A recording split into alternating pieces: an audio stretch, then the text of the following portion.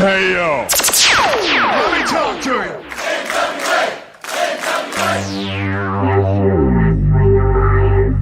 Ladies and gentlemen, welcome to the show. It's time for the Other Alliance Guys podcast with your hosts, Tim, Dave, and Jeremy. Good afternoon, good evening, good morning, wherever you are in the world. It is another edition of the Other Alliance Guys podcast, presented to you by my cat Hudson, apparently. We are a presentation of alliance-wrestling.com, your number one source for all National Wrestling Alliance news and information. My name is Tim. I go by NWA Gold. I am joined, as always, by Wrestling with the MMA. His name is Jeremy. How are you, sir? Doing well. As most of you may have seen, I am not the White Rabbit. Sorry to burst your bubble. And by Dave Scooby. How are you, Dave? I'm doing well. Good. I am almost fully recovered from 3.5 weeks of COVID, so I'm feeling great just to be alive. And let me just go to the chat for a second before we talk about what we're going to today. Medium 5 says, soon to be sparkling ice if I can help it. This is, I believe, a reference he's been on with Twitter to Jay's drink of choice during the pre-party. The opening scared the shit. Yeah, that's Dave made that opening a while ago, and just that "hey yo" can be kind of loud at times. Oh, Siri's talking to me across the room, or Alexa, whatever it's called. Anyways, guys, thank you for joining us. If you are in the chat, I see a bunch of you are online. Please speak up. We are going to be looking at NWA USA and a deep dive into NWA USA, the Fixers present USA Surge.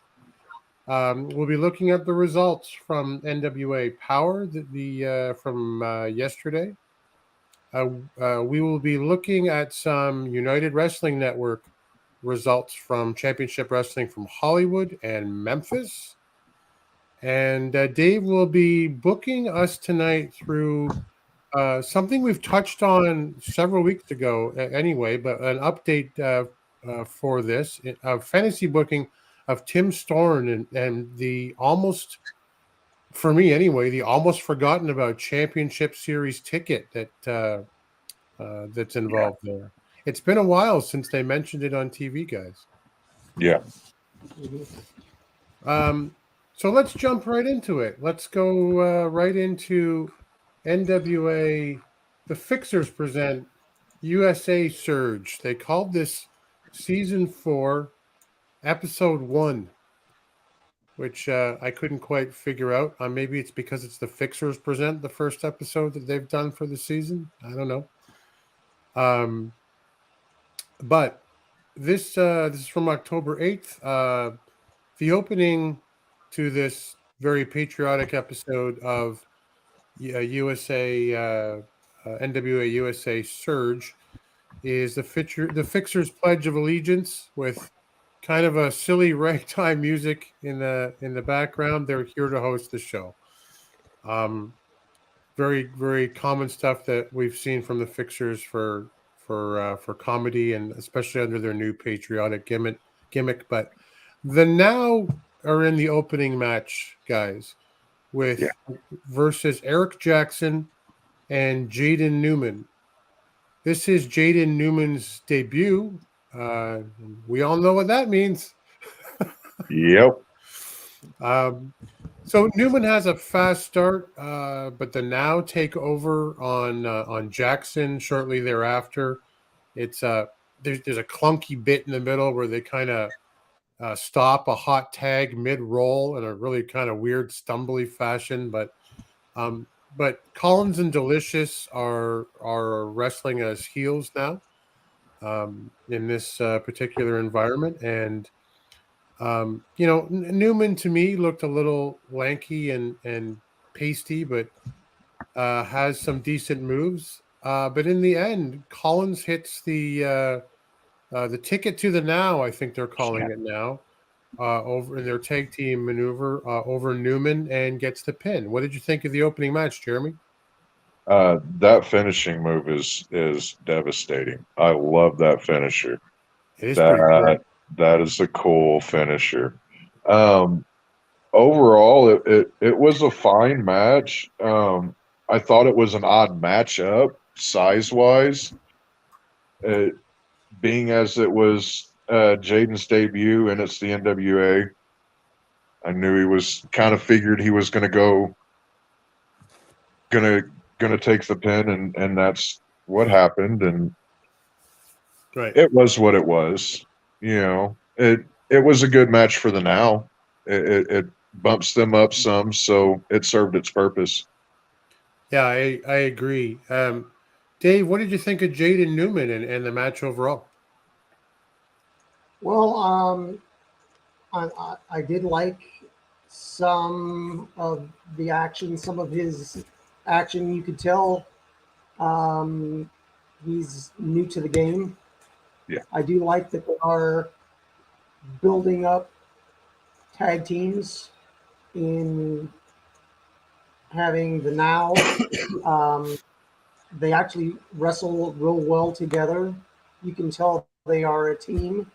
Mm-hmm. And I mean, even with Jaden and Eric as a losing team, if you get used to seeing people together wrestling, it's a good thing. And all I said was Jaden Newman could possibly be, if he works it right, he could be a George South. You don't have to win to be over. Yeah. That's true. That's really good. There always has to be a winner and a loser. Yep. There's nothing wrong with losing. No. So I do like that they are building up the teams for down the road for the U.S. tag titles, being that this is a Fixers edition. I'm like, cool, lots of tag team action. I'm liking what I'm seeing. And I mean the Now, they're impressing me. They are a tag team. They have tag moves. They have names for the moves. They dress similar. Yep. I mean, they're a cohesive unit. Yeah. It's it's so nice, like you guys say, to see a dedicated tag team in the NWA, and I feel like we talk about it a fair bit on this program about it being the little things. And when I see a tag team who've had their gear made together, similar gear, it goes such a long way to make me buy into the believability. Yep. Media M5 says Vic Delicious, great addition to the NWA. Yeah, Hale Collins as well.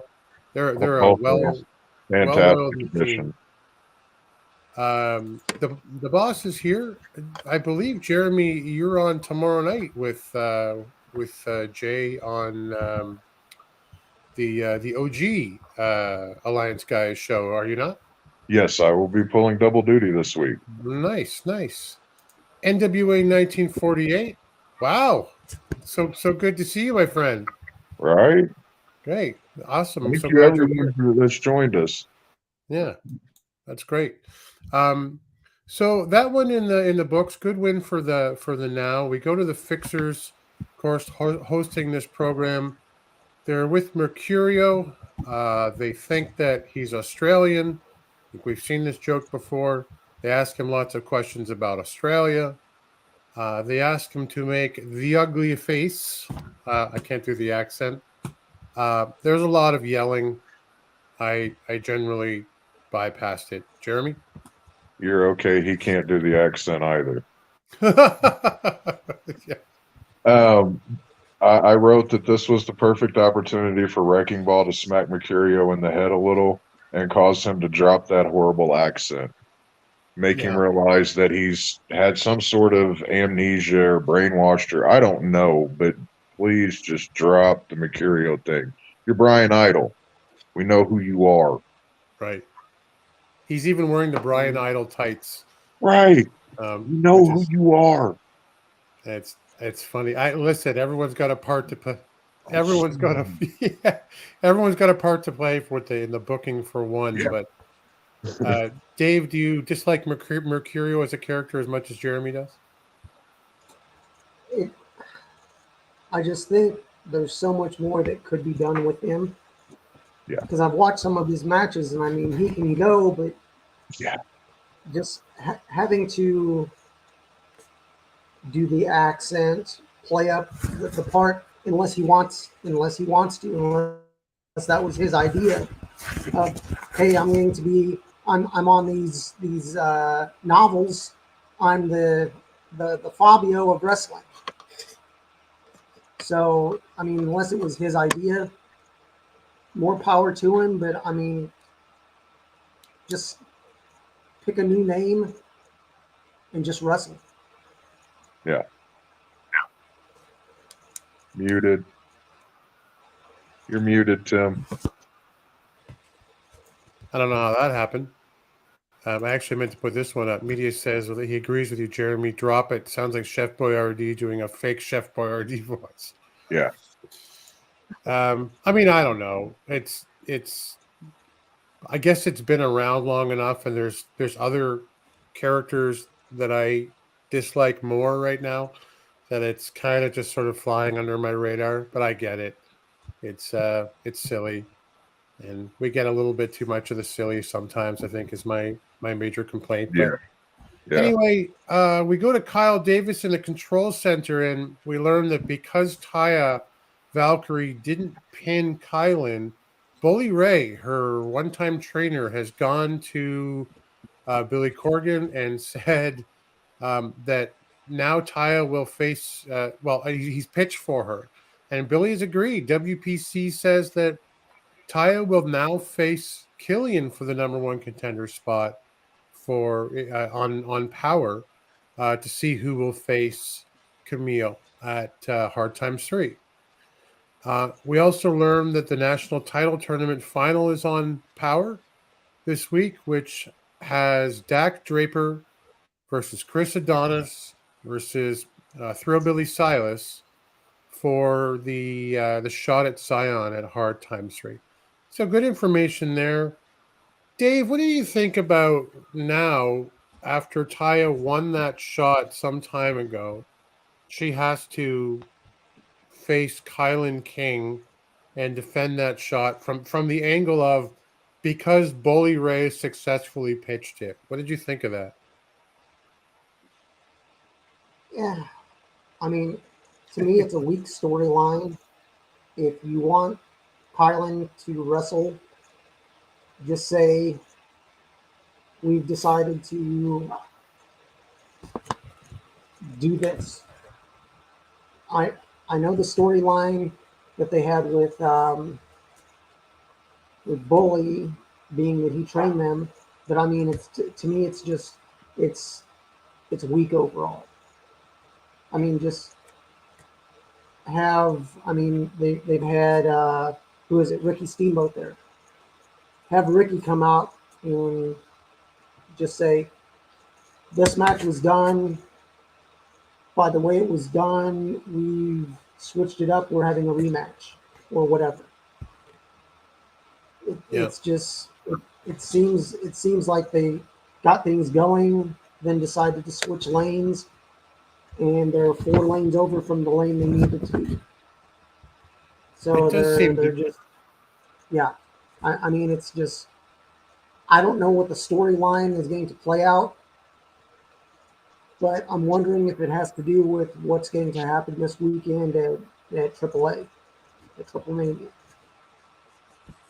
It just immediately, like you said the word weak, and I think that's bang on the way it came across. But I kept thinking, oh, so now essentially there's going to be probably a triple threat match at Hard Times 3, and that won't be as good as a one-on-one thing. Jeremy, what did you think about the national title tournament that Kyle mentions in the control center being a 3-way dance to see who faces the great Scion at Hard Times 3? It's a 3-way match. I don't I don't understand why we're getting one. But again, it's as we said before, this is a booking for one. Not everything is going to make sense to us. It just has to make sense to Billy at the end of the day. Yeah. I'm excited to see Thrillbilly in it. I'm excited. I'm excited to see all three guys in it, honestly, because they're all capable of carrying it. Right. Well, I know you didn't see Power this week, so you're going to get some spoilers today. But, and Jay mentions, why don't you just have King and win the match in the first place? Why go through this? Yeah, The only other thing I could think of is like, maybe she has some other commitment and now she can't be there or whatever. She's gotten a call somewhere.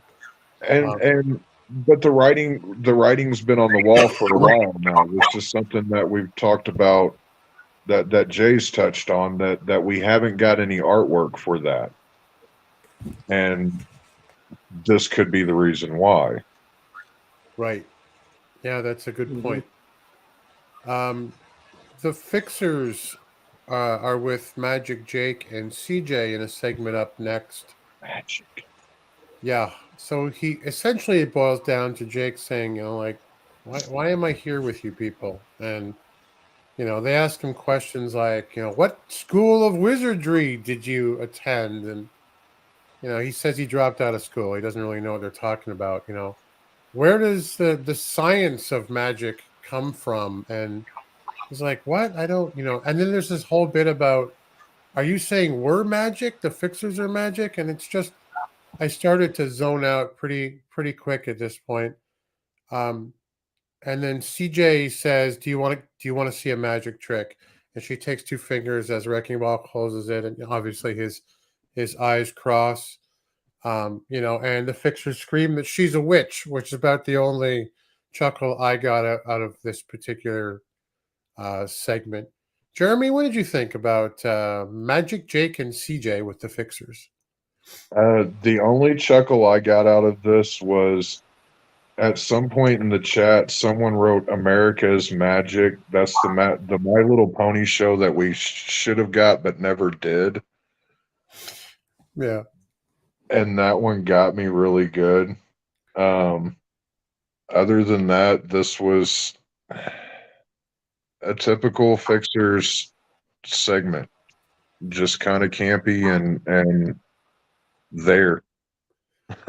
it's starting to get on my nerves, Dave. The Fixers, and I know that this is their bag, and they're pretty over, but it's starting to bug me a little bit now when you put them up front and give them this much airtime. What do you think, Dave?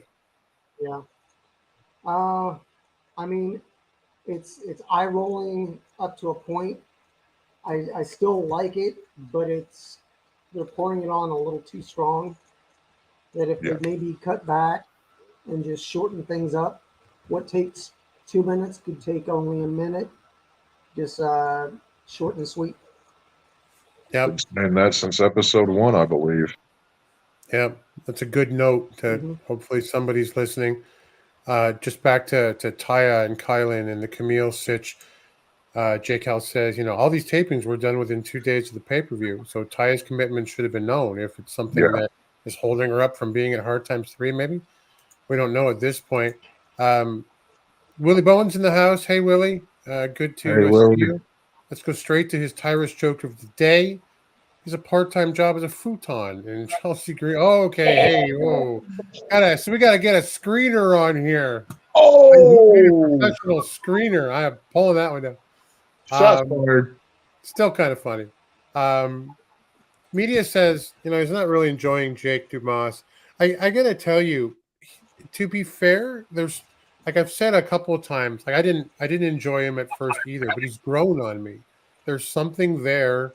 With the tweaking of that gimmick. I don't know what it is. He and CJ are a great pair, like Koyo and Thrillbilly. There is a certain nugget of magic there, and I think it's hard for.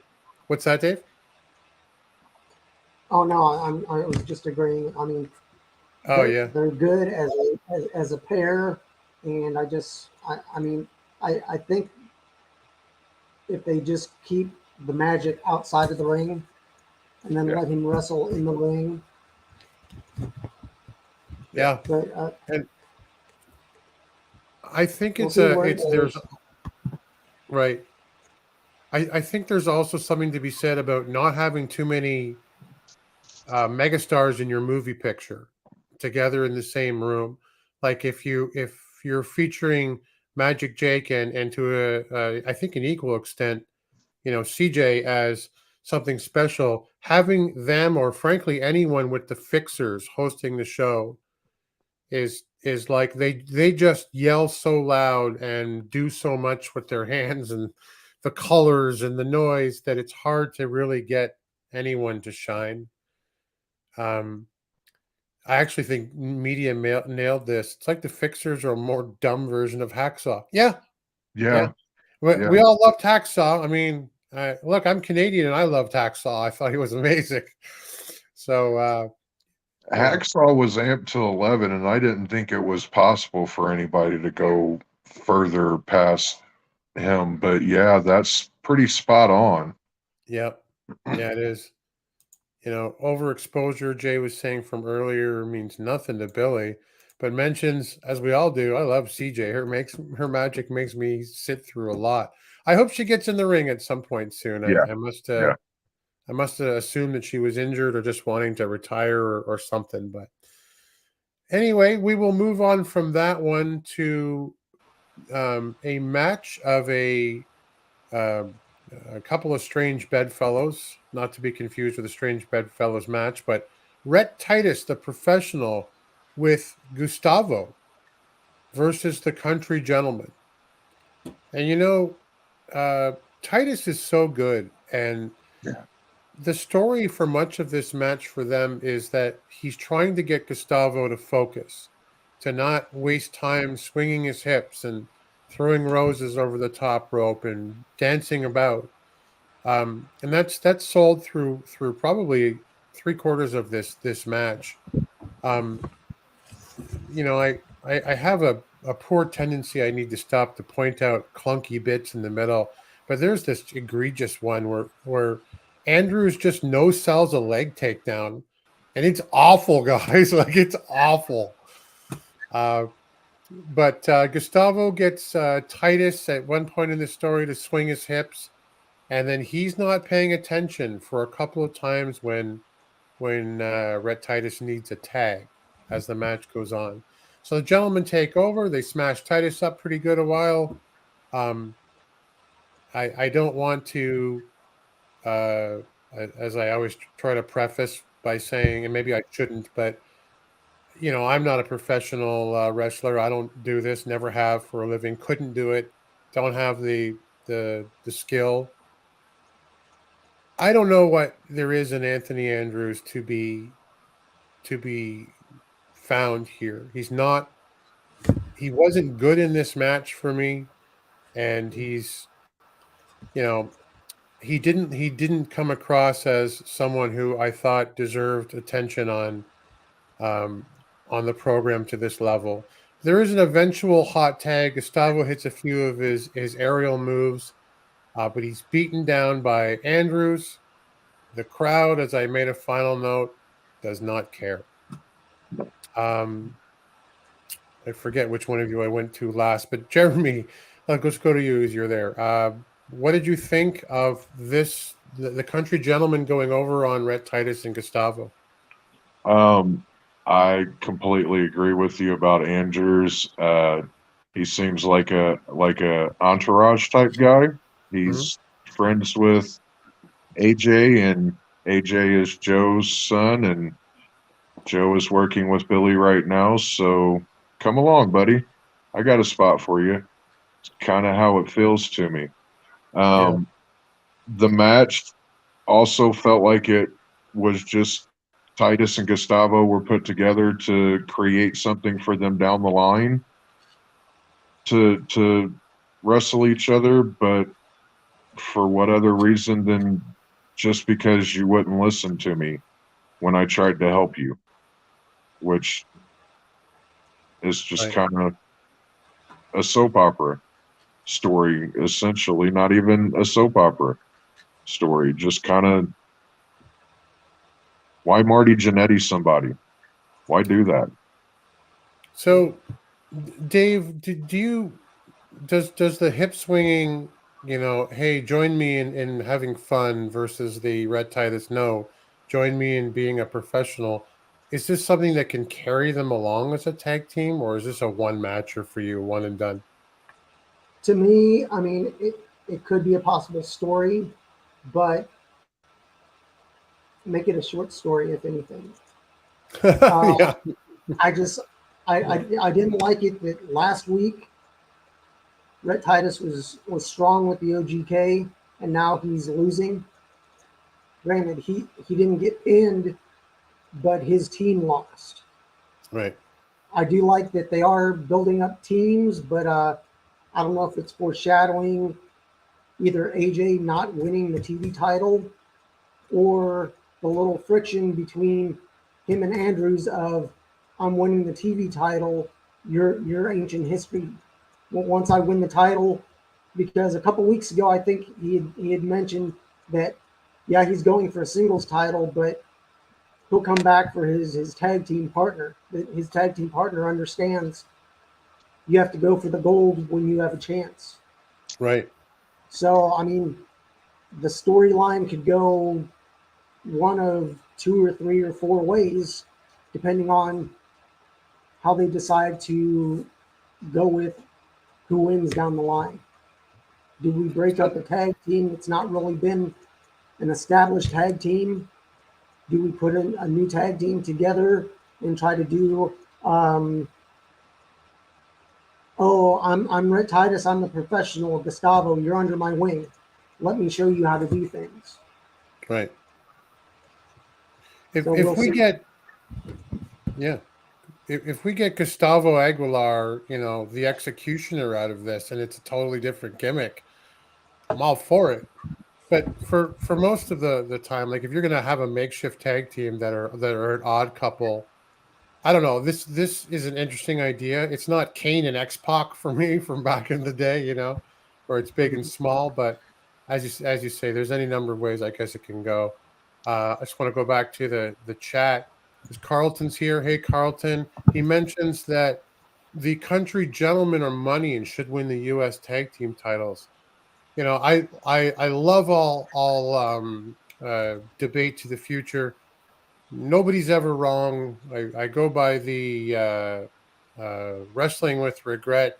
Like what you like. Don't be a dick philosophy. So I could not disagree more. But I'm glad that there's something there for you. No, Willie. No, by What's no that? means. After what we saw this week, Willie, no. Oh no, The that's country Carlton. gentlemen are Yeah. No, Willie's asking, do you think that the country gentlemen Oh. are ready to wrestle LA or La Rebellion? No. No, I I don't don't think think so. so. It wasn't a good match. I thought that Andrews didn't perform as well as AJ Kazana did, but but Carlton says like, hey, listen, like he thinks they could win the U.S. tag titles. That's it's great. They certainly could. Just going back up in the chat, Willie had said, hey, we're talking about Hacksaw Jim Duggan here. They beat Steve Austin for the U.S. Heavyweight Championship. Yeah, man. I mean, And also, let me preface my response to Willie's question with, it is Billy booking, and he is booking it for himself, so anything is possible in the NWA. it certainly is one way or the other. Billy struggles with tag teams. He sure does. Yeah. We started doing some NWA power rankings, and we've had sort of a packed schedule recently, and so we haven't done tag teams. But I'm a bit hesitant to do a top 5 tag teams in the NWA because I'm not sure how you judge right now. I'm glad it hasn't popped up in the format yet. Yeah, I know. Anyway, so the Fixers are then with Colby Carino. He's like, they're like asking questions like, "What's it like having a famous dad?" Colby's like, "Awesome." He's dad, of course, Steve Carino, former NWA World Heavyweight Champion. He took me to Japan, and your dad's great. And isn't your dad X-Pac? And I'm kind of blinking at my TV, going, not really, Anyway, Colby says, "No, my dad's Steve Carino," and they're like, "Who? Mr. Wrestling 3?" And yeah, actually, Steve Carino was Mr. Wrestling 3. But I don't think that the rest of it was lost in translation for me. My notes, Dave, were, "God, please make this stop." What did you think of the segment? No. Just simply no. Just moving along. Wait! I think we have the proper brand here somewhere. Was it this? Yep. Yeah. Fairly terrible. Jeremy, anything here for you to jump in on? This was highly disrespectful to everyone involved. That was my note. This was highly disrespectful to everyone involved. Oh my God, it's funny. So we shall move on quickly then to Joe Ocasio, who we've seen debut not long ago, who's been looking good in the room, against Fodder, or Psycho Boy Fodder, depending on who you're talking to and where you're looking. He is described as a control your narrative lieutenant. So he trades holds with Joe to start this thing off. Joe looks like, and I'm sure it was just a well-placed move. He looked like he really effed him up with his atomic drop, guys. Like it looked like he legit hurt somebody there. He slid.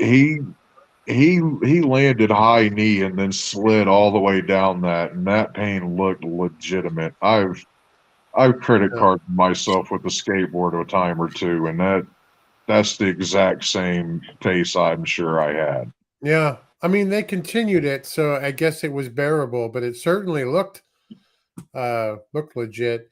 It's back and forth throughout this match. Fodder gets himself a pretty good bulldog in on a spot. He has a good showing, and he is caught up in the up and over in the corner into a gut buster and kind of this running diving headbutt deal from Ocasio before Ocasio wins with this pretty cool move. It's a suplex where he kind of spins you at the top of the axis and hits a cutter. I didn't think the match was too bad. Jeremy, what did you think of it? I wrote that Fodder looks like a poster boy for a pirate recruitment firm. For a what? A pirate recruitment firm. Pirate recruitment firm. Oh my God. I truly expected him to say "arg" every time he hit a move. This was another match where I kind of already knew Fodder was going to lose because it was his debut. Yeah. Overall, it was a decent outing for him, though. I'll give him that. He looked strong, but Ocasio is just. I really like that guy. He is good. He's a great addition to the NWA roster, and I'm intrigued to see where he goes in the future. Yeah, he came in at the same time for me. At the same time with Dak Draper. Yeah. And I didn't know anything about really either. And so they're a bit interchangeable for me right now, but I'm sure that will pass quickly. I like them both, so that's okay. Dave, was his showing strong enough? Fodder in this match. Do you know anything about him? I really didn't know anything about him. I had to go look online and see. I think it's good having undercard guys go against each other, so you're not always so the match isn't always as predictable. Either one of them could have won, but being that Fodder hadn't wrestled before and Ocasio has been in a few matches, this made both of them look strong and building up an undercard that even in a loss, they don't lose as much. Yeah. They don't lose as not that they're not winning the match, but they're hanging with someone who is either on their level or above them. But they're showing that they can still hang, and they're not just out there pin me, pay me. Right. That they actually had some good back and forth moves, and I just have that that USA is using the show to actually build up the undercard for being on Power down the road. Yeah. Yeah, they've been doing that for a bit, and it seems to be a good formula. I was going to go back to the Colby and a segment with the Fixers, and media says that segment was bad, and only diehard Carino fans will know that. He's talking about Mr. Wrestling 3. Yeah. So Steve Carino got permission. I believe he was actually asked by Mr. Wrestling 2 if he could be Mr. Wrestling 3, or the other way around. And he took on that mantle. There was even a segment where they used it, I want to say MLW, but it when Carino was an announcer years ago. Yeah. And he got involved and was banned for getting involved in a match with their heavyweight champion. Then he ended up coming back in under the Mr. Wrestling 3 mask to be an announcer because they couldn't get him that way. But yeah, why act now like the Fixers after being aligned with Colby Carino? Don't know who Steve Carino is. Right. If you're going to drop his name, you may as well go all in. Yep. Jay says that he wishes that Carino was available for the NWA. So does media. I do too. I mean, look, he's done. We all do.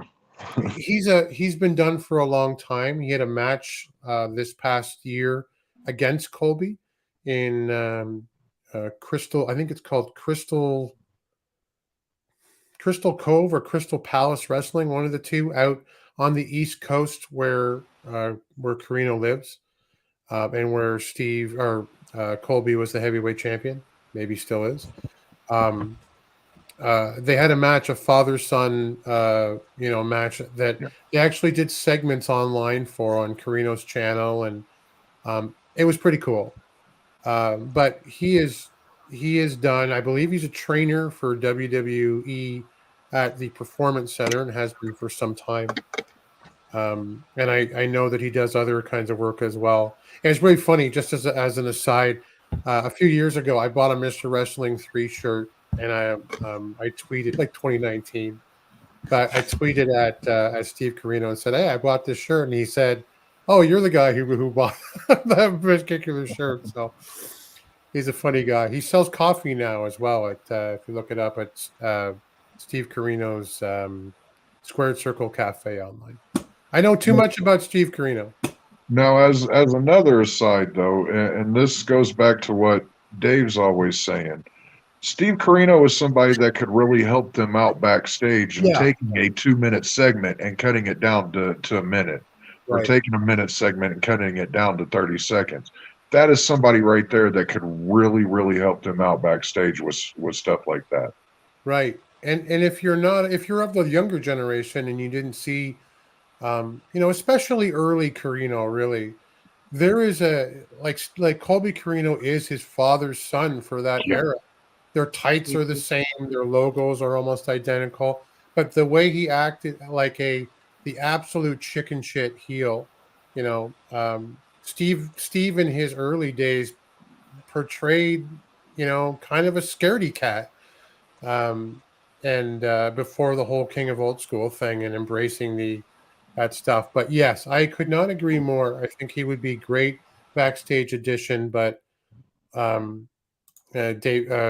Jay says, as an agent producer, perhaps that'd be wonderful. But let's not hurry him out of a solid gig too early. No. So what's next here? After Ocasio and Fodder, it is the Fixers with Thrillbilly, Silas, and Pollo Del Mar. they say, and this is a love fest, which is kind of interesting. And I mean that in a very everybody praising each other sort of kind of way, where the fixers say to Silas, like, what's it like for you as a true American hero to follow in the fixers' footsteps? And there's a lot of yelling about walking, in the footsteps of dinosaurs and stomping around here. Um, and Wrecking Ball says, to Pollo, what's it like to manage Silas? And she says, look, first of all, you're not a gentleman. You didn't introduce me. Wrecking Ball is very much sorry. She says that it's an honor to manage the next national champion and be here with the U.S. Tag Team Champions. It was a bit strange for me. Dave, I'll go to you first. It was a bit strange for me in the sense that, Thrillbilly and Silas are heels. The fixers are baby faces. And everyone was on the, boy, do we really love each other and think each other's great kind of, bandwagon. What did you think of the segment? Yeah, it was like you said, strange bedfellows. You're putting people together that really don't work well together in what they're trying to show. It's just, I mean, to me, when I see a USA show that it's a fixer show or it's a pretty empowered, I think they're trying to get as many people on the screen, whether they're wrestling or not. So let's just do another segment and have so-and-so show up. Let's have Right. so-and-so. There's really no need that they could do a 30-second little fixers thing. Let's go to the next match. Yeah. That it's unnecessary. It's almost like 10 pounds in a 5-pound bag. They're trying to put Right. too much out there, and they don't need to. Yeah. That not all screen time is good screen time. Right. And we've talked about this not too long ago. You could have a couple of more minutes and for someone like Jaden Newman in his opening match to get some offense in or show what he can do, or even Joe Ocasio and Fodder. Yeah. With that match as well. But Jeremy, I know we're all Pollo and Thrillbilly fans, and look forward to see how they can go, how far they can go together. How did you think the segment went overall? I want a Pollo Thrillbilly centered Surge episode now, since we've had so many fixer centric episodes that shows that they're willing to put an entire episode based around people. We've done the fixers and Pretty Empowered have had one. Now I want a Pollo Thrillbilly episode. So Billy, Kyle, Pat Buck, Dr. Tom, whoever in the hell can make that happen, make it happen. Yep. Yeah, I mean, for sure. Like, and there's such a great over the top combination that, like, hey, if like you say, if you've got Pretty Empowered, if you've got the fixers, let's do that combo too. Sure, why not? Also, just popped in my head, it would be an interesting sitcom as well. Pollo and Thrillbilly with Thrillbilly's two wild next door cousins in the trailer park as the fixers. Yeah, that could work. You could probably sell a few seasons of that, I imagine. Let's just go back to the chat for a sec here and rolling back a little bit. Dave Media agrees with you. USA seems to be a stepping stone for many entering the NWA. I like it that way. I think it's great to have that place that they go before they get to power. And, talking about if a guy like Steve Carino could someday come to the NWA, and it can't get Pierce either. He's obviously firmly entrenched with the WWE, and good for him. The only hope he could see is someone coming back, this Colt Cabana, and reviving the 7 levels of hate scenario. I don't know if you were around last week, Media, but we actually looked at that through Dave's fantasy booking. Willie asks if Ricky Steamboat is working behind the scenes at Power in USA. I haven't heard that. I thought he was an on-air role, but if you guys know, or if anyone in the chat knows differently, by all means. I'm not sure exactly what exactly his role is in it right now. I know that he's made a couple of decisions or announced a couple of tournaments or whatever and stuff, and said that he's there to make some changes, but I don't know. I know that if they're looking to Ricky to help with backstage segments, they're looking to the wrong person. He's a horrible talker. Yeah, he really is. He's never really been known for that. And obviously, he's probably a bit rusty. Willie's not a Pollo fan. To each their own. Carlton Paget loves the Fixers, but it's bad having them and hosting in NWA USA. It's I made a really strange comment a few weeks ago where I compared the Fixers to Alec Baldwin in the sense that I want to see him in movies. I just don't want to see him as the star up front. Right. I want to see him as that guy in the back, and it's the same. It's the same for the Fixers for me. Jay's a big fan of Ella Envy. Yeah, me too. She's really got the whole character thing down, and Kenzie's right there along with her as well. So there we go. We get finally in this card, as we used to call them, the Spectaculars with Rolando Freeman versus the Miserably Faithful, which are represented here by Sal the Pal and Gags the Gimp, who we have not seen in some time. Small Miracles. Yeah. So in this one, it sort of starts off where Sal kind of escapes various holds from Brady Pierce a few times, and sort of sits down and rocks and claps the whole bit. And but the Spectaculars take over with some double team moves. They seem a little green. They seem a little clunky still, but this takes time, and this is what we're doing this on Power for. The Miserably Faithful make their comeback on Freeman.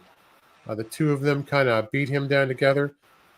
Gags, because the complaint with Gags for, I think, anyone that we've discussed with amongst ourselves or anyone else is not that Gags is a bad wrestler. He's the best wrestler in this match.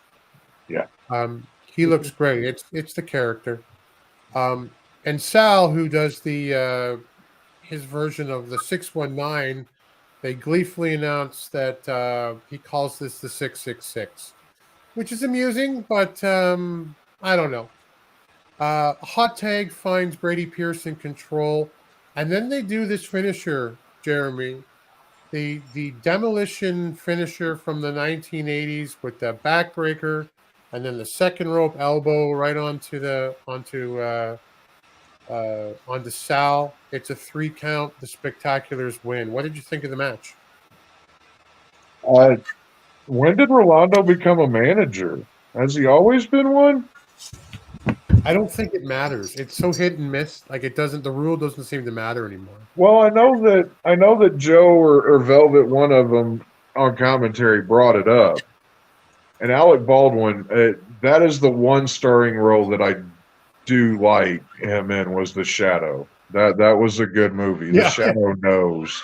But that was also still very early on in his career as well, so his head wasn't as big yet. That's right. But it was a decent match. I didn't care for that little flub at the end with Brady going for the pin when Rush was the legal man. And I know that the word green got brought up into it. I went back and looked. Brady Pierce has been doing this for 11 years. That's 11 years, people. At some point, the green has to go away, and you would think after 11 years it would have.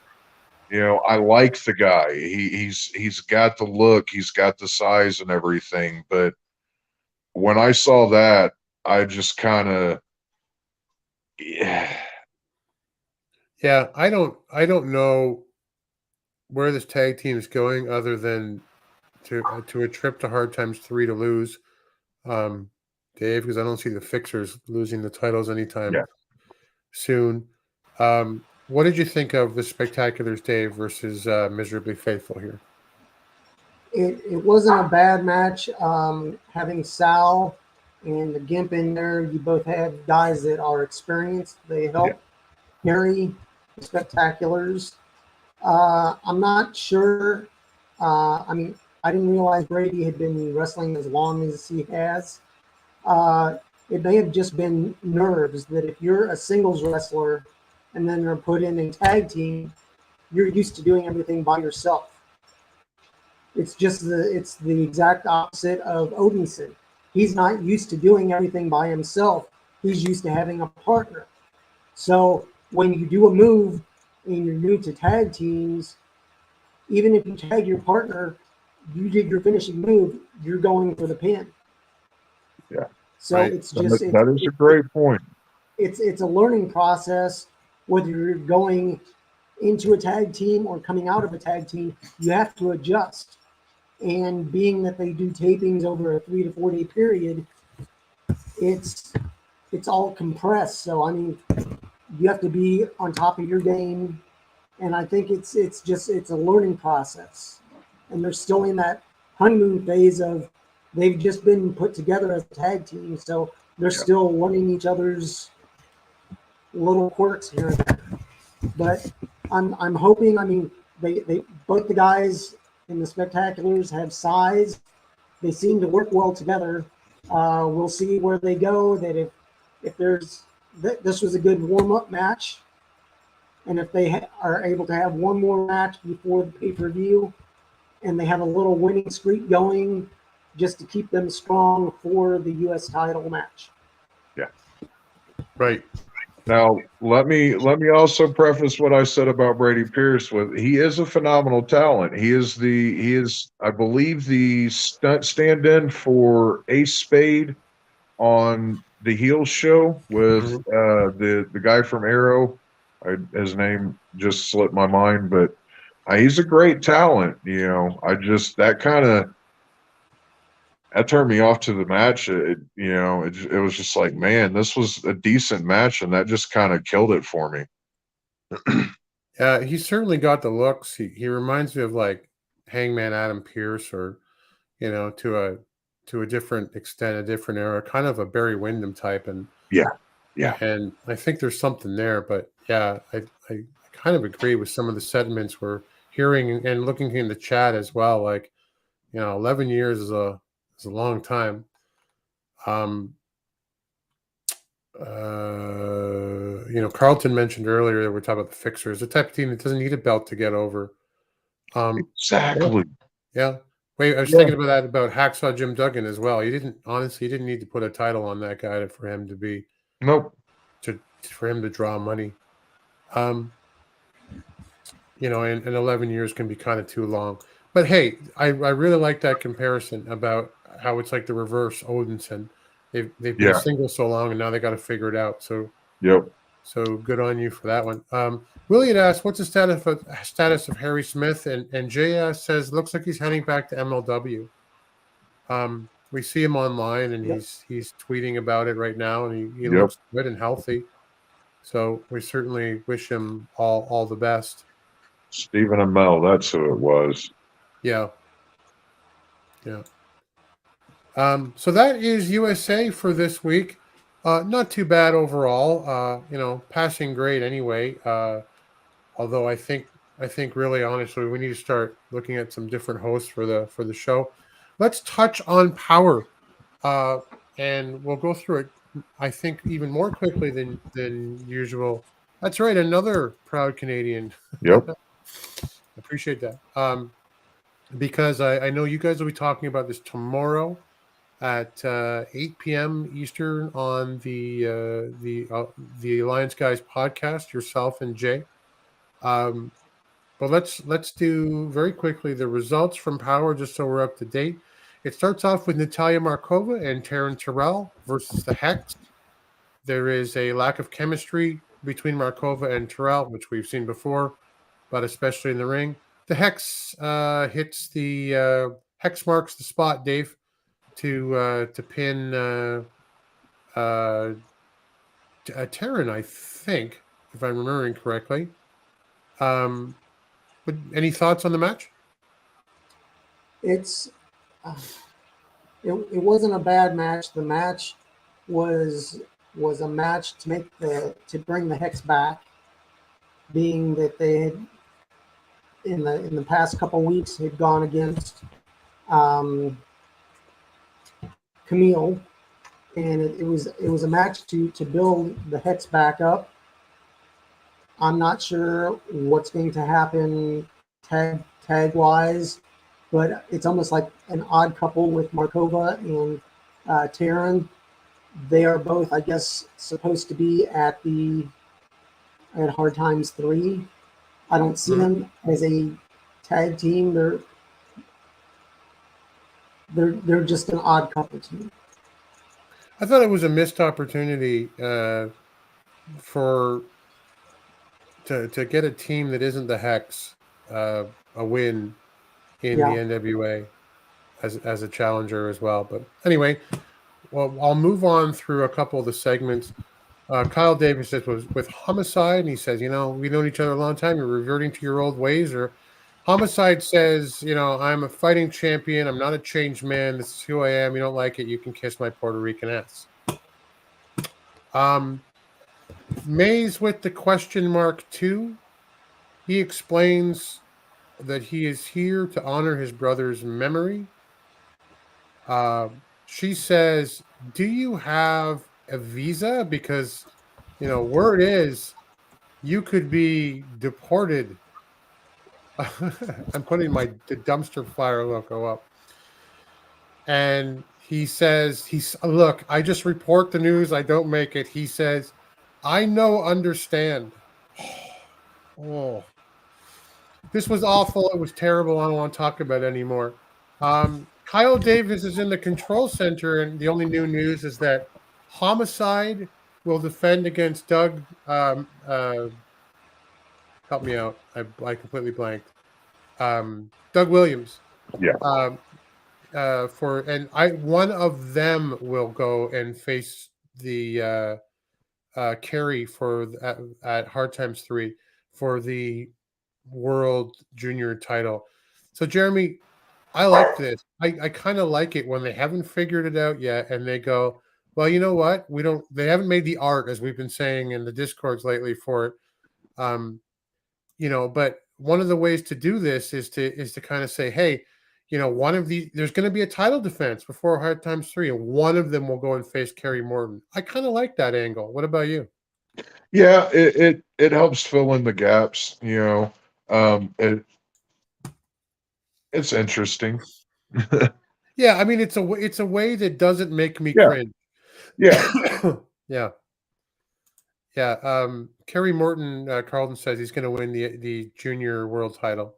That's good for future business. I agree. I think that'll happen at Hard Times 3. Yeah. I think that's what we've been building to since he came in, honestly. Yeah. So then we get to question mark 2, who, it looks like Ghostbuster Ray just summoned up the Stay Puft Marshmallow Man, guys. Like, he looks so brutal. And he's facing Casey Rocks, who's another he's completely the other way. He's got to be 150 pounds at most. You sure? He don't look 130 soaking wet. I probably have padded that number. Yeah. It is question mark 2 with the Mongrovian spike. Dave, I thought this was awful. What did you think?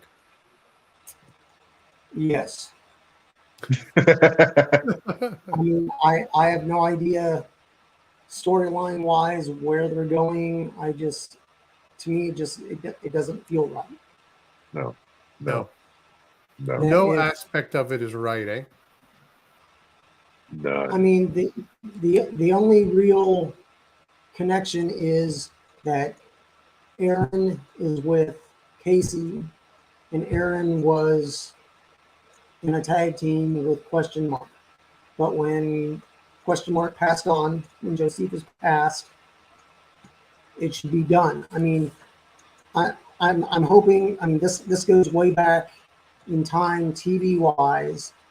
I'm hoping this is a season of Dallas where it was all a dream.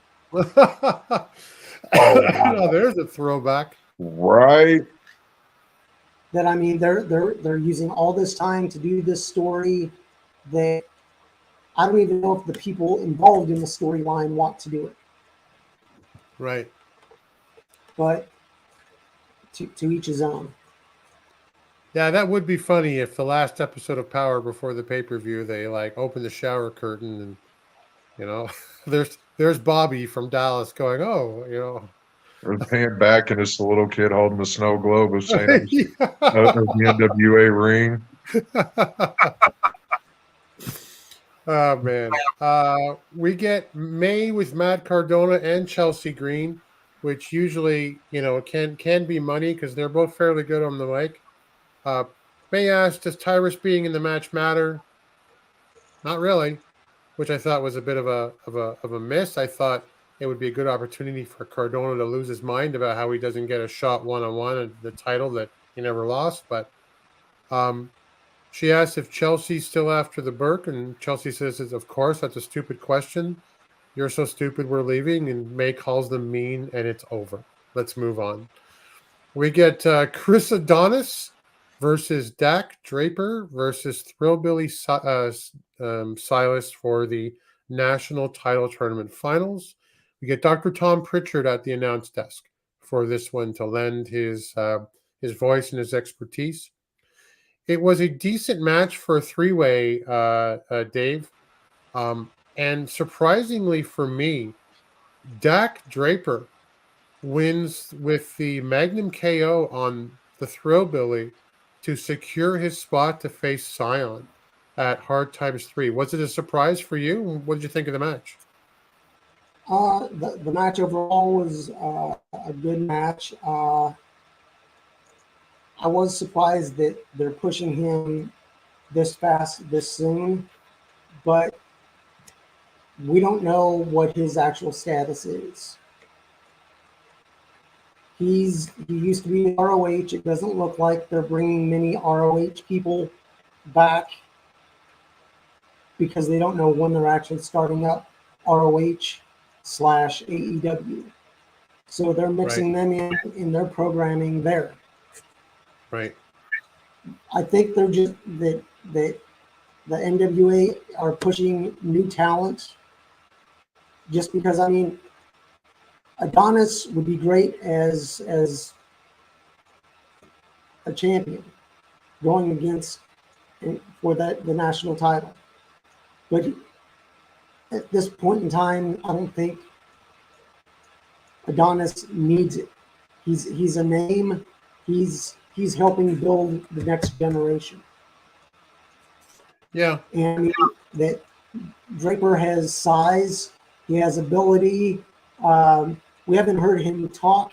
I've seen some of his online promos, and they aren't bad. But I mean, he's still quite young in the game. So I mean, I think what they're doing is they're inserting new players, just so it's not always the same people. That logically you could knock down the roster to 25 to 30 people and push all those people, and it'd be good because you have all these different titles. But you need to have new faces just so you're not tired of the same old, same old. That Right. I think Scion may have a run if they go with him beating his father's reign, beating Idol's reign of 221 days. Right. He'll have to hold the belt until probably, I think, the first or second week of April next year. So if they keep building up some contenders, they had 3 guys that are going for it. So Draper wins, he's going against Scion. If he doesn't do it, then Real Billy can go hey, I was in that match. You didn't beat this guy. Try and beat me. That you're slowly but surely, they're doing these multi-person matches so they can build up some. It wouldn't be quality or quantity opponents. It's just they're building up several opponents at a time, not just one at a time. Yeah. So after hard times, who knows who Scion will face? That Masters can go and say, hey, I want to win back my title. You didn't win it from me, you won it from the other guys. I want third time's a charm. Let's go. If he doesn't, maybe Thrillbilly. But they're using these matches to build up some talent for down the line. It's not all instantaneous. It's a storyline that 3, 4, 5 months down the road, hey, who knows? Thrillbilly may be going for at the next pay-per-view after Hard Times that he may qualify for going for the national title. He may go after whoever wins the TV title. Who knows? But they're building up these people, and it's just insert wherever needed. Right. Yeah. It's the only downside to it, and I like that they're building people up. Don't get me wrong. This is something, one of the reasons that I buy NWA merch. I watch the show. Is that I think that if I'm a fan and I'm living in New Orleans and I'm like, oh, the NWA's in town, it's Chris Masters, Chris Adonis who's going to go. I go see that guy wrestle. If it's Dak Draper, who I love the story of in the NWA so far, it's not going to be so much that case. But there's time, and I like the plan. I just want to point out in the chat here, Carlton just back says that Kerry Morton's he's winning the. I'm sorry, that's not the one I wanted to pull up here. Kerry's not yet mean enough, James Bell says, to wear the belt. I think there's a story there that they've kind of been telling where that's been the case, but maybe we'll see something different at Hard Times 3. The segment with I think this is for the question mark too.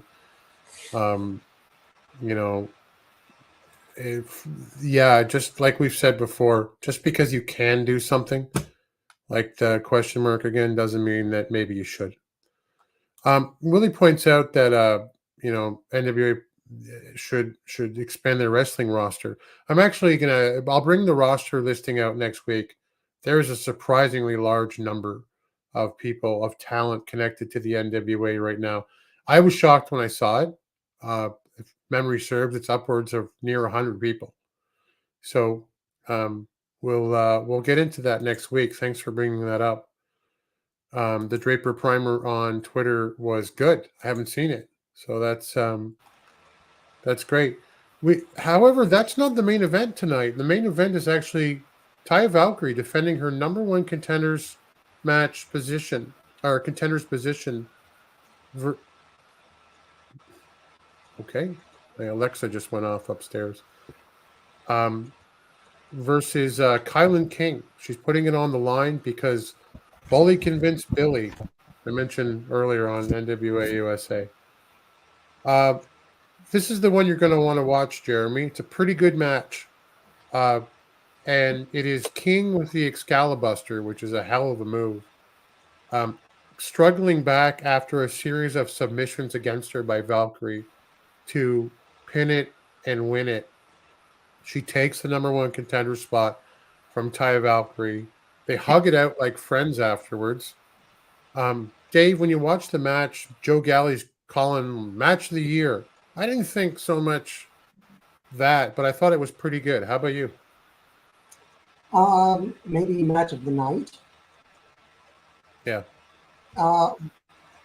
It was a very good match. I mean, both of these ladies, when they wrestle, they wrestle. It's not holding a punch, or, I mean, they make it look as real as possible, and they're not afraid to put a little extra behind a move or a kick or a punch. I'm not sure where they're going storyline wise. I do like that they are building up contenders for Camille, but both of these ladies have already fought for the Burke. So, I mean, I don't know if they jumped the gun too early the first go around and didn't have someone as a backup plan for a new contender. I mean, you have Genocide, but they've already had that match, so they need to build Genocide back up if she's going to go after the belt. Yeah. They have good contenders, but I think they're pushing them too quickly. They're pushing the storyline too quick, in my opinion. Right. Well, Carlton likes the territory style to keep guys fresh, and you know, there's too many people on the roster. I mean, I don't know. There's a lot to unpack there, and maybe we should make it a topic on kind of a roundtable with everybody at one point. This in one of these coming weeks. Willie certainly agrees. That's it for Power. And I know you guys will deep dive tomorrow at 8 p.m. With it. But we're moving on to one of my favorite segments of the show, because I don't get a lot of time usually to watch both UWN shows, and I usually pick one or the other on alternating weeks. So Jeremy's here to tell us what happens in UWN Championship Wrestling from Hollywood and Memphis. Over to you, sir. All right, we're starting off with Memphis Wrestling, and we start off with Dustin Starr speaking to one half of Memphis Muscle, the Memphis Tag Team Champions, Brett Michaels. He has no update on Big Swole's condition after being attacked by the posse with a sledgehammer to the head, but he wants the gun show wants the posse, and he doesn't care if it's 2 versus 1. He wants that match. Then we go to Mackenzie Morgan with Trace Lee Hunt. This week, Trace has someone watching his back just in case Goddess wants to get involved in his upcoming rematch against Jason Genesis. And then we jump straight to that. Before the bell is rung, Goddess shoulder bumps and then slaps Hunt, which Genesis follows up with a running knee on the ring apron. Goddess continues to involve herself with no sign of Hunt's backup, allowing Genesis to control most of the match. After another interference from Goddess, Hunt's backup comes out and provides just enough of a distraction for Hunt to recover and hit Genesis with a Death Valley driver for the 3. We'll have to wait to find out who Trace's help was. Then we go to a backstage segment with Mackenzie Morgan and Ref Ray Sanders. Ref Ray knows that he's made some mistakes and got involved with the wrong crowd, and next week he's going to address that at the commentary table. Then we get a creepy vignette of someone running through the woods and then wolves howling, signaling the coming of Warwolf. Stay tuned for that. And on the 23rd at the Wrestle Center, Gangrel as well as Mads Kruger will be there. Then we jump to Dustin Starr with Memphis Internet Champion Zay Washington. Zay has waited weeks for answers, and he's tired of waiting around. He wants a fight with Aaron Roberts now. Aaron Roberts comes out and answers him. And Zay asked for a fight, and that's exactly what he gets. This is a fight between brothers, and if you've ever been involved in one or witnessed one, they can get pretty brutal, and this one was no exception.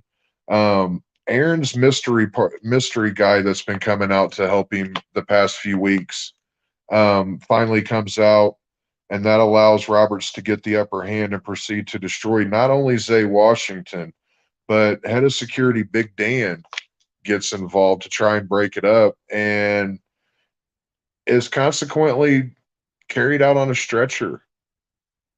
So we'll have to see what comes of that in the coming weeks. Prayers out to Big Dan.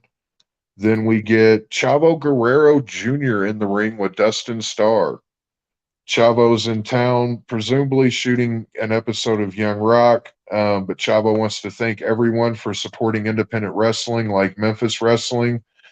And we may see Chavo in a Memphis ring. I'm not sure, but there's an announcement coming soon. So Nice. we'll see. I'm kind of excited about that. I'd like to I see like Chavo, Chavo. yeah. He's good. Then we get Gio Savage and Cameron Cole. Gio gets a shot at Cole again after Cole got counted out last week and then attacked Gio Savage after the bell was rung. Cole's an impressive talent, but he doesn't mind taking shortcuts. But in the end, Savage cuts Cole's back in half with a brutal sidewalk slam for the win. The gun show comes back out and calls out the posse again. They come out, but so does Big Swole, Justin Cole. At one point, it appeared that Simon of the posse had a screwdriver, but they still didn't want any of Memphis Muscle. This isn't the last of this that we've seen. Expect this to expand and probably get a little bit more violent. There was a screwdriver pulled, so somebody meant a little business. Yeah, it reminds me of Eddie Kingston a few years ago on Power, eh? You know, I wanted to bring a screwdriver out. They told me don't do that right now. Anyway, carry on. There wasn't anyone there to apparently tell him he couldn't carry Simon. He couldn't carry one out. My That goodness. was the end of Memphis wrestling. Make sure if you have any wrestling aspirations and you're looking for management training, ref training, or wrestling training in general, WrestleCenter901.com for all your wrestle training needs. Then we jump to Championship Wrestling from Hollywood. We start off with Judiz versus Freeman. Freeman comes out to the ring with Jack Banning and Honest John of the Institution. This is Judiz's second challenge in his quest to get his hands on Jack Banning. Freeman uses his size advantage as well as a newfound viciousness to dominate Judiz for a majority of the match.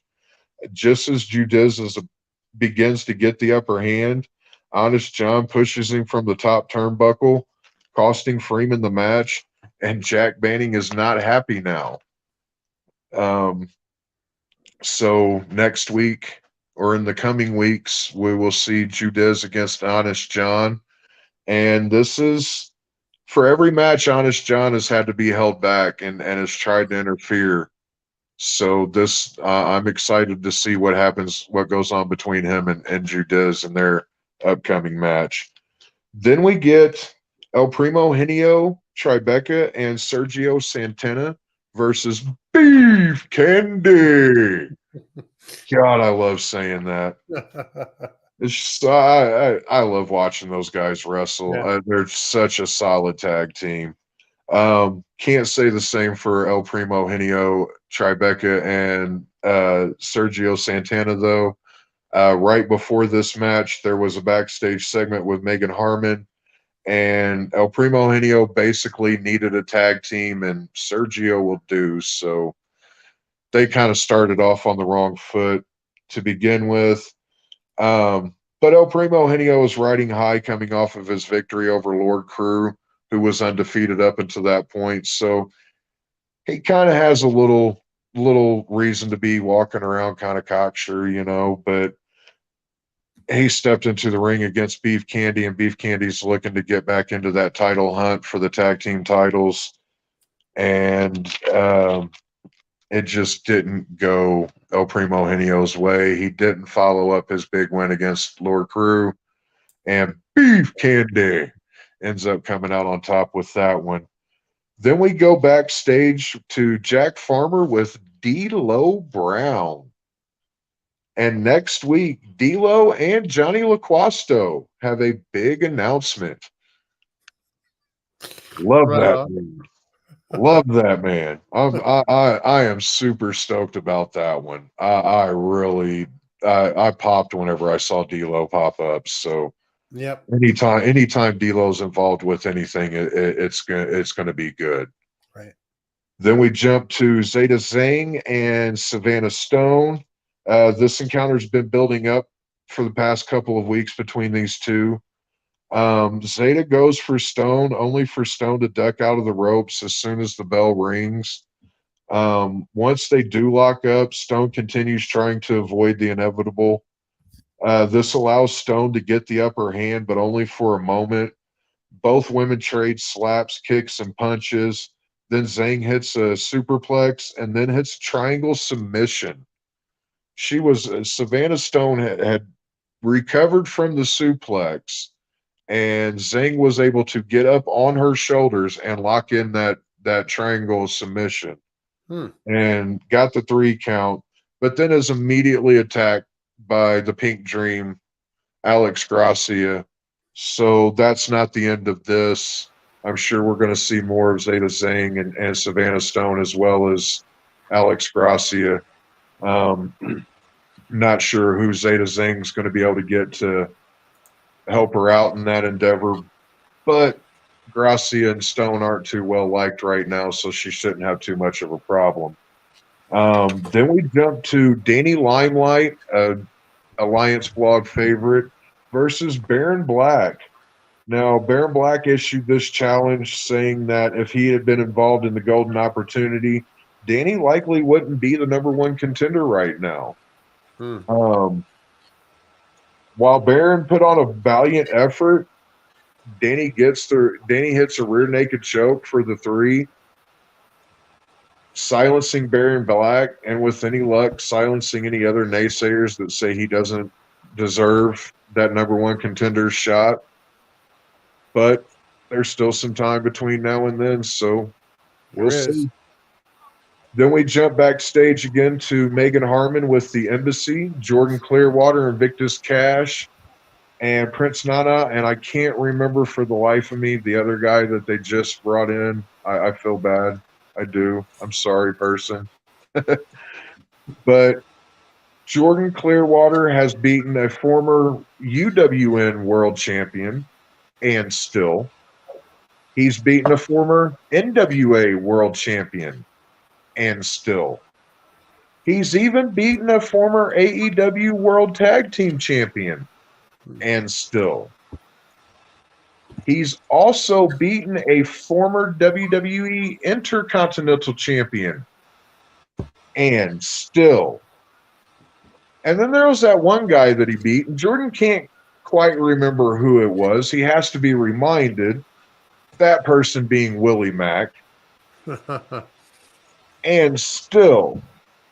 But Johnny LaQuasto comes out to rain on his parade a little bit and informs Jordan Clearwater that both he and Invictus Cash will be teaming up to face Willie Mack and, wait for it,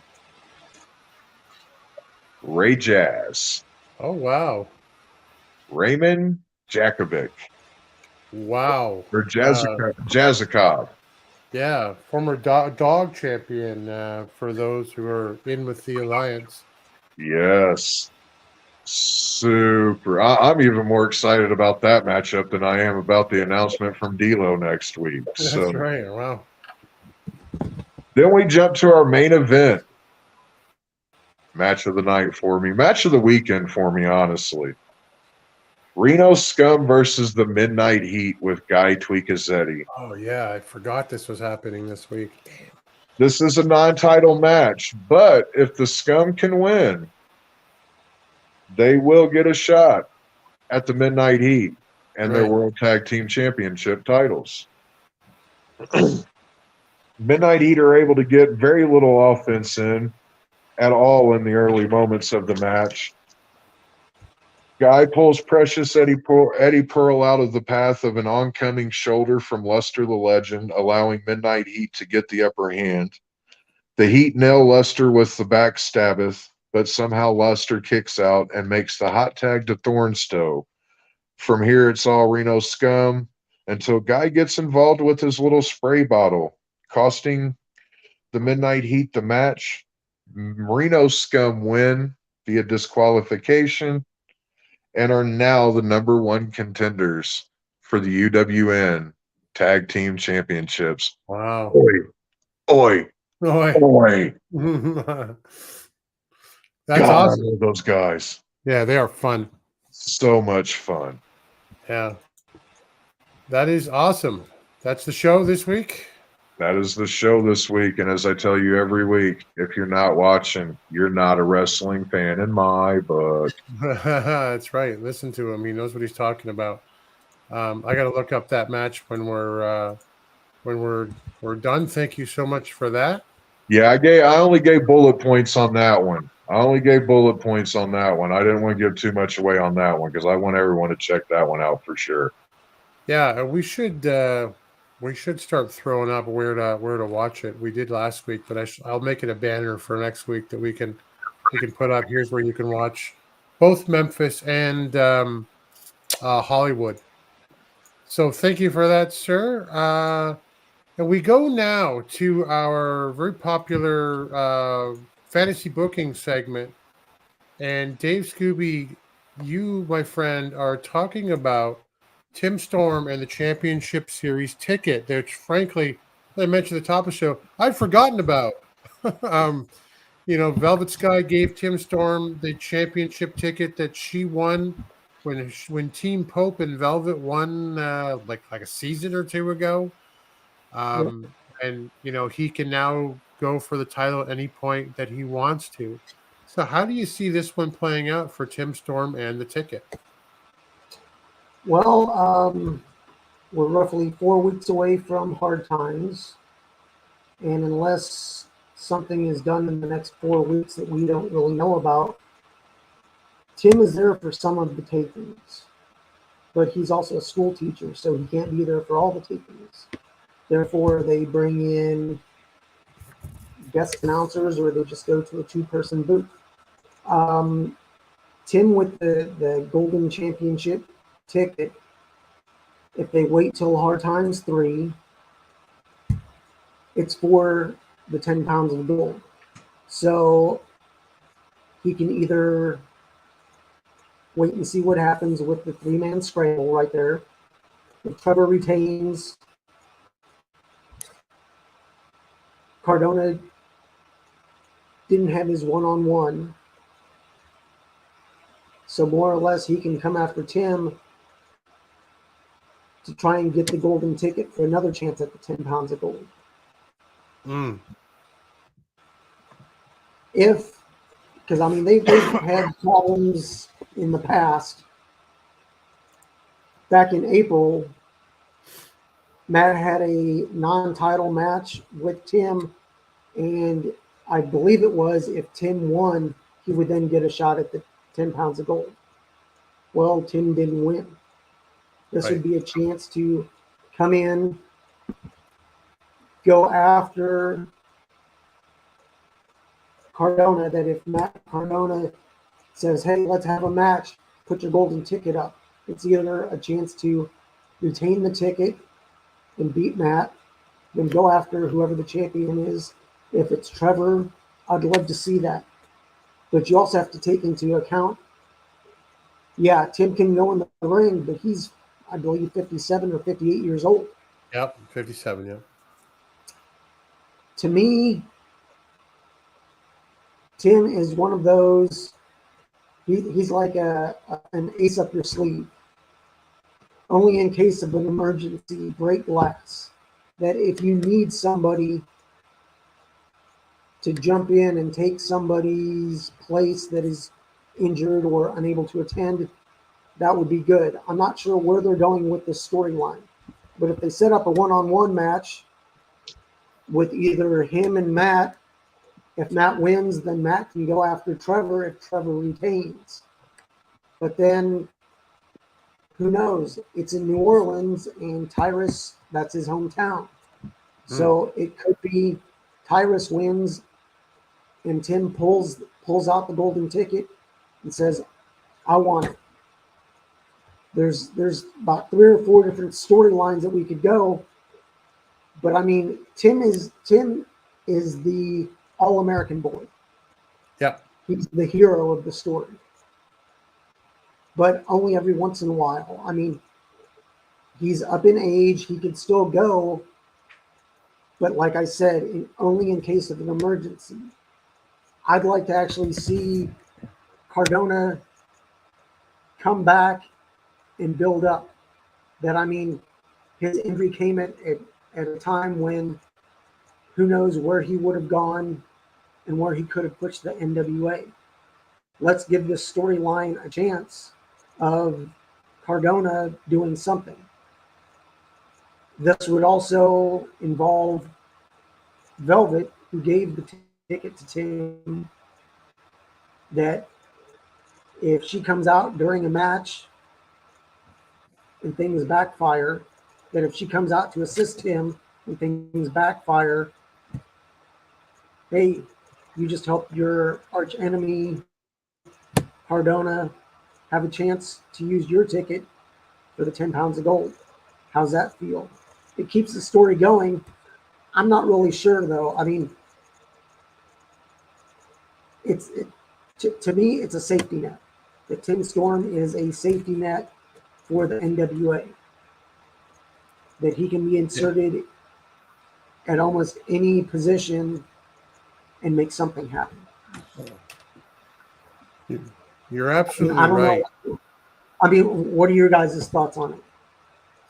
Well, he's exactly what you said for me. Is he's Captain America when the spotlight's on him. Yeah. And the only time he isn't, thank you, Hudson. When the only time he isn't is when they just move the spotlight away. He still looks great. Yeah. You know, and like 2019, 2020, I would have voted him babyface of the year.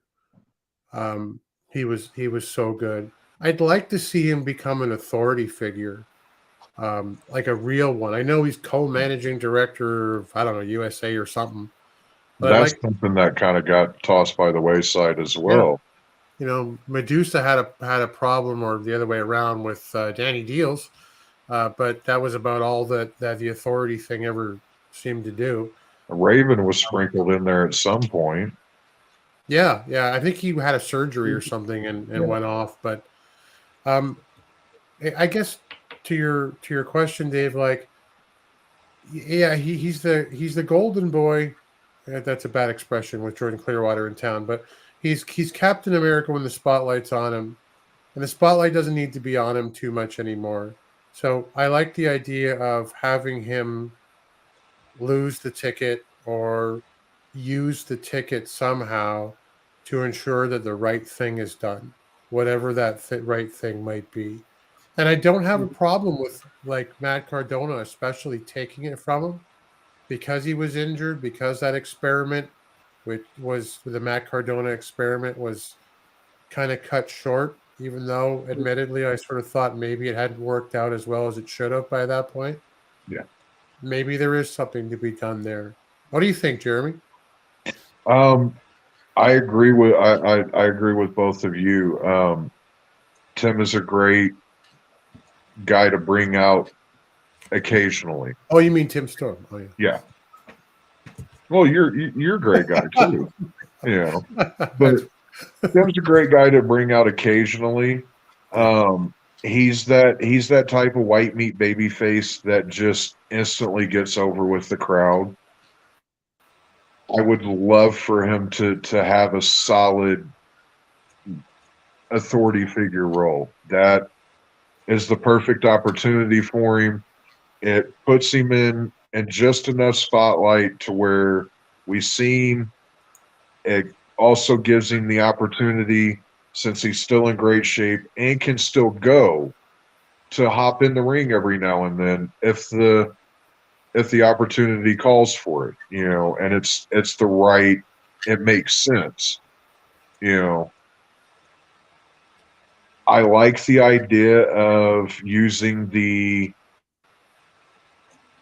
ticket as like a chess piece, a pawn to put out there as kind of like a carrot in front of the donkey, you know, and utilize that as a potential to be lost.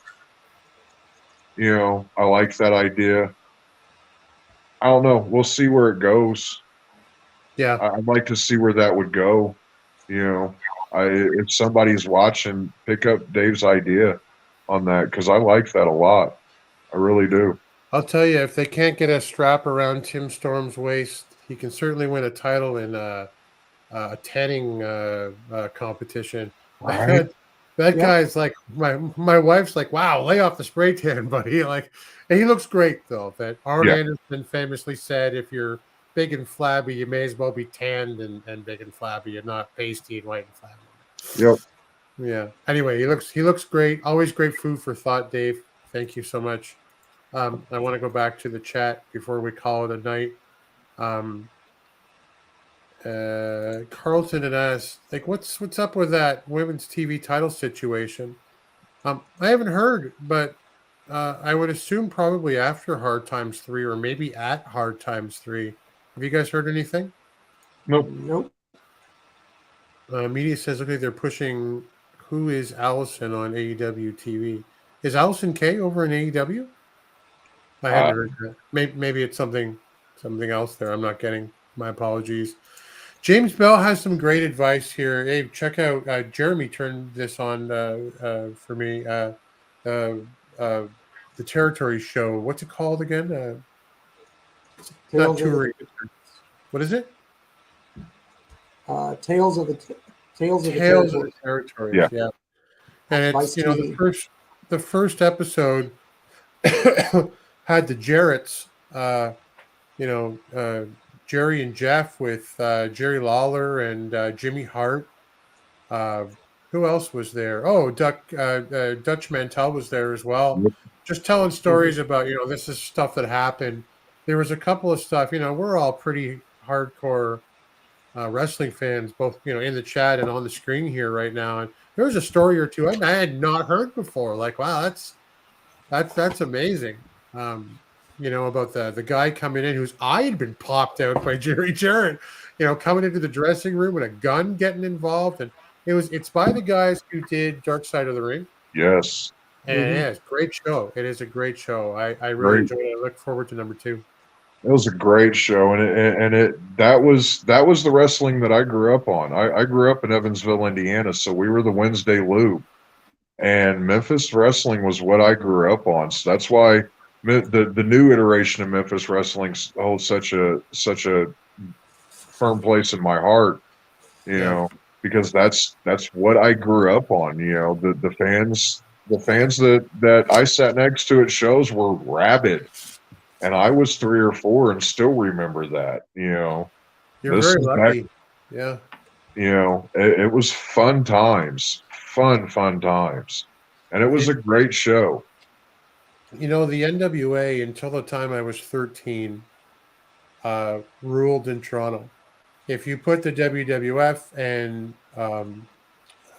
you put Vern Gagne's company and together in world title defenses, they were dwarfed by the NWA World Championship title defenses in Toronto. Yeah, we say Canada, but it's Toronto really, and everything's regional. In wrestling, of course, at the time, and we lost it in 1983-84. The Tunnies sold out to WWF, and the next thing I knew, going to Maple Leaf Gardens meant watching Hulk Hogan and the Iron Sheik, and and it was a different experience. And I missed having that NWA out of Detroit and other sectors right there that I had when I was a kid. So I envy you having Memphis growing up, like as stuff that you can go back and remember. That must have been amazing. Part of the pain that we feel as Canadians is not having a lot of exposure to the National Wrestling Alliance since 1984. So yeah, seeing that was must watch TV in my household. If I was over at my Aunt Brenda's house, it was Saturday 6:05. We were watching NWA wrestling. Yeah, we were watching all of it. We were just a wrestling family. It was something that we all enjoyed. So. Yeah, I was quite lucky, Yeah, it's funny. My dad hated it, but we got to watch an hour of it on Sunday in the evening. Maple Leaf Wrestling on Channel 11 in Toronto, right out of the Gardens. And my father would be like, "This is stupid. They're not even hitting each other." And then 45 minutes later, you could see him in his chair, and he'd be like, "Oh, Yep. he'd Yep. be right into it." So, media says that he grew up on the tail end of the '80s before Hulkamania got strong, with the cartoon characters coming in shortly Yeah. afterwards. Yeah. What did you grow up on, Dave? What was your regional wrestling I, experience? I lived in Topeka, Kansas, but we had family in Kansas City, and I'm thinking my grandpa and my uncles, um, they lived in the area near Bob Geigel, so it was Central States Wrestling, and it was Oh, wow. NWA. Harley Race had been Okay. there, and Lucky. and oh, loved it. I mean, when they had Andre come in, I was like maybe 8 or 9 years old, and I saw him, and I mean, Oh yeah. I couldn't believe how big he was. It was, I mean, Right. he's Andre the Giant. And I'm like, okay, you had seen him on TV, but I mean, just being in his presence. And I mean, I was nowhere close to him. I was maybe 75 feet from the ring, up in the rafters, looking down. But I mean, him just standing there and not really knowing height wise how big he was or how big the other wrestlers are. When you see somebody that dwarfs a regular wrestler that you see, they may have been 6 foot, but Andre being a foot taller, he's just, it was amazing. And I mean, I liked basically the storytelling that they did, because it was, you could tell who the good guys were, who the bad guys were. They did have some women's wrestling. They had good tag team wrestling. Tim, I don't know if, I'm not sure where he's from in Canada, but Bulldog Bob Brown, he's been wrestling forever. And I mean, he came in and wrestled. He brought his son with him. But I mean, just this was in the late 70s, maybe up to about 84. And I mean, I remember seeing Ric Flair come in maybe once a year to Kansas City for a match with Right. Harley. And just Right. seeing all these different wrestlers. I mean, the Midnight Rockers, they were there before they went to NWA, and then I think they went from AWA to NWA, and then they ended up getting signed to WWF down the line.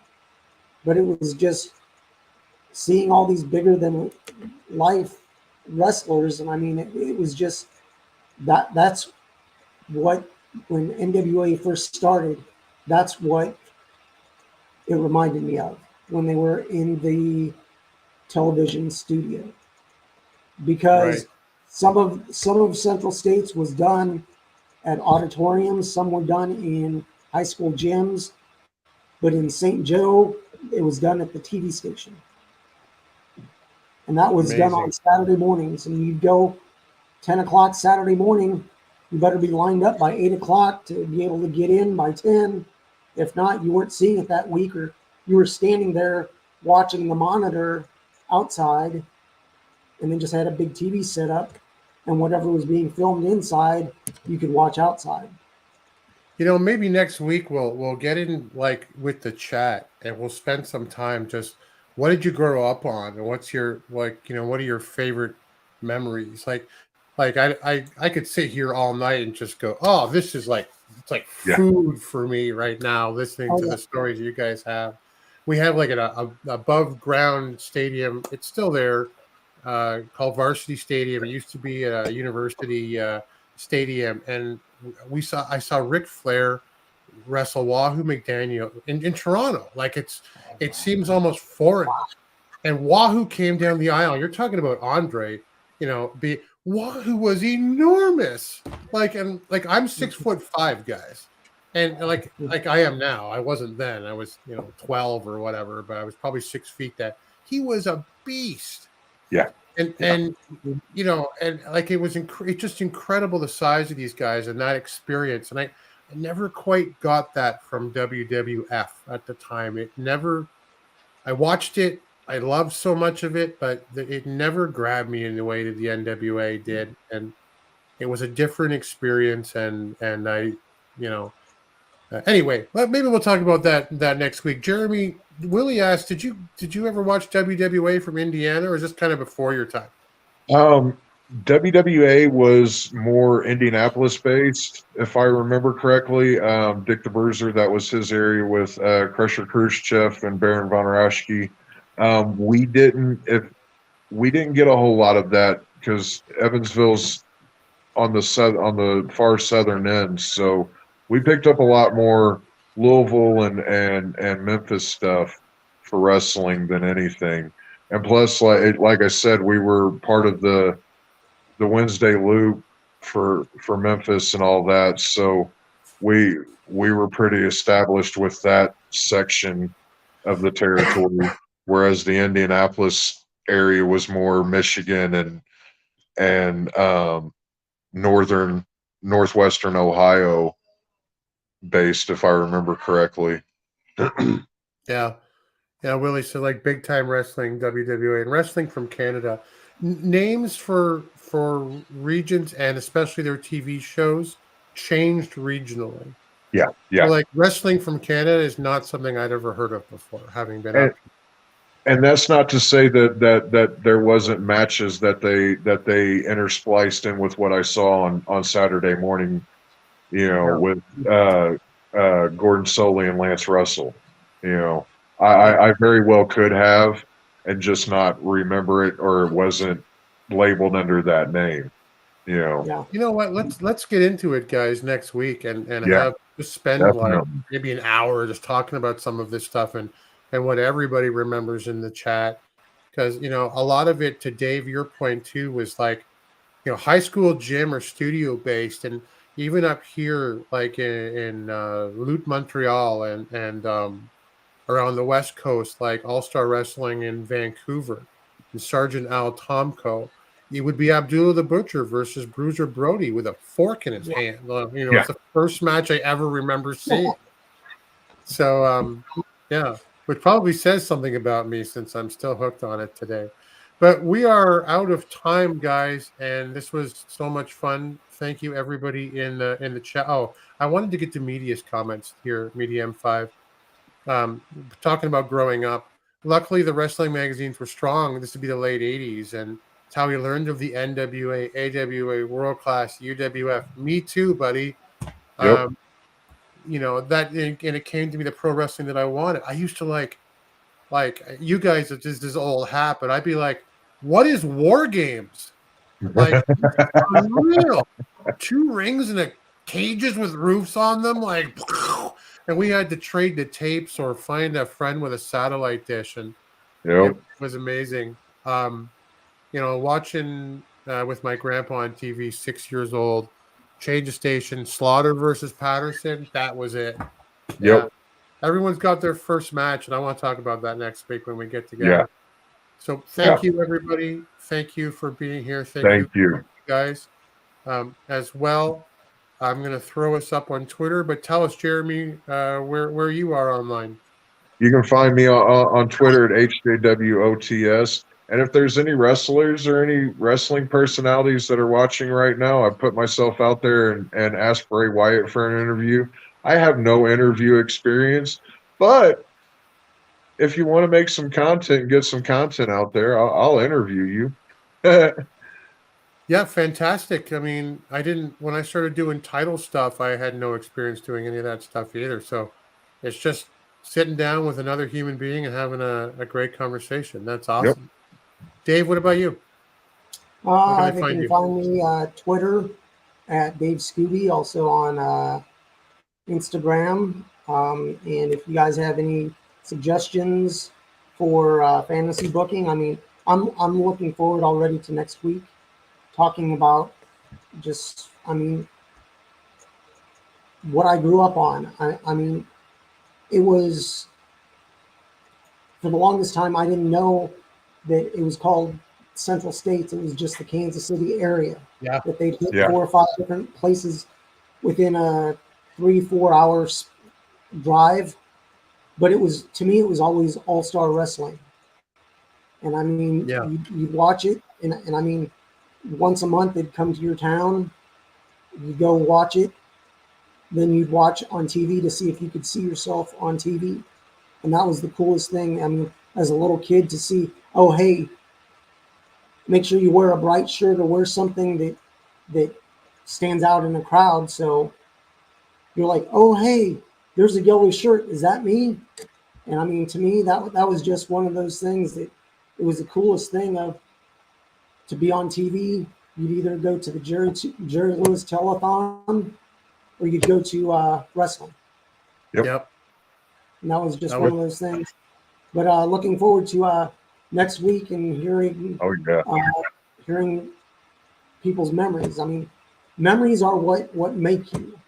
And I mean, we're making memories every day. It's good to look ahead, but it's also good to look back on the good times. You know, and to the point where like media said, like he was doing some stuff a few years ago. He had a website and everything, wants to start again, make some ECW content on YouTube. Look, we're Do just it, bro. Yeah, do it. Just do it. Like Do it, bro. Just put it up there. The first few episodes of whatever you do are clunky. I guarantee it. I mean, some of the first videos that I had with Drew Onyx, the former NWA British Commonwealth and national champion, they're unwatchable. Like, they are terrible. They're so bad. But you get better. And there's guys like in our particular case, Jay Cal from the Alliance, who's given us a platform to talk with you guys. With just reach out and find those people and just get started. But that'll be it for us. Please, tomorrow, Jeremy will be sitting with J Cal on the Alliance Guys podcast, the OG version, sitting in with for DKM and possibly with Jaden. I don't know, but they will be going through the deep dive of Power, and they talk a lot of just free-form stuff. Yep. We have kind of a format we follow in a failed attempt to try to keep it within 60 minutes that has never worked once. But they are much more freeform, and they are often talking about all things NWA, independent wrestling, and UWN as well. Of course, tune in every Tuesday, 5 p.m. Pacific or Eastern, 2 p.m. Pacific for that hottest hour before Power, the pre-party with Jay Cal himself. The flagship program where Jay runs through not only the latest of what's happening with the NWA, but what's going to be happening on Power that particular night. That's it for us. Any other comments? Just Media M5. Hey, love the Jerry Lewis telethon. Who didn't, man? But pro wrestling was on. It was a no contest for me, buddy. Yep. Until next time, we'll see you at the matches. Thanks for joining the stream. This has been a presentation of Alliance-Wrestling.com. We genuinely appreciate your support. Would you consider subscribing so you'll never miss a future episode? I'd also like to remind you we do a live stream every Tuesday at 5 p.m. before NWA Power. You can find us on social media at The Alliance Blog. And until next time, we are The Alliance.